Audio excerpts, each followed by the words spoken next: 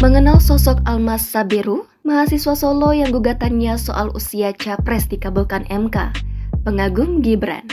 Almas Sabiru menjadi sorotan setelah permohonan gugatannya mengenai batas usia calon presiden dan calon wakil presiden dikabulkan Mahkamah Konstitusi. Gugatan tersebut tercatat sebagai perkara nomor 90 garing PUU 21 Romawi garing 2023. Sidang pleno untuk membahas dan mengumumkan putusan ini digelar di Gedung MK Jakarta pada Senin 16 Oktober hari ini.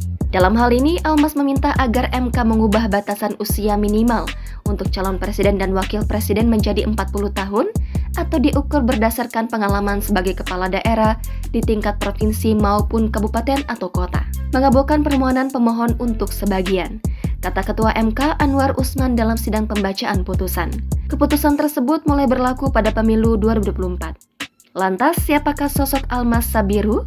Almas Sabiru merupakan mahasiswa berusia 23 tahun yang berkuliah di Fakultas Hukum Universitas Surakarta.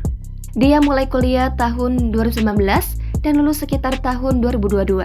Ia lahir di Surakarta dan merupakan putra dari Boyamin Saiman, Koordinator Masyarakat Anti Korupsi Indonesia. Almas menyatakan diri sebagai pengagum sosok wali kota Solo sekaligus putra sulung Presiden Joko Widodo, Gibran Rakabuming Raka. Hal itu tercatat dalam gugatan permohonan yang diajukan Almas Sabiru.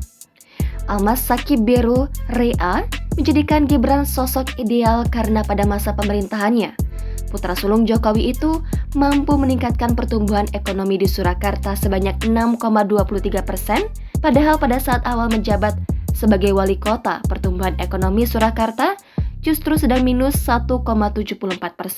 Menurut Almas selaku pemohon, ada banyak data yang menunjukkan sejumlah kepala daerah terpilih yang berusia di bawah 40 tahun pada pemilu 2019 disertai dengan kinerja yang baik. Download Tribun X sekarang, menghadirkan lokal menjadi Indonesia.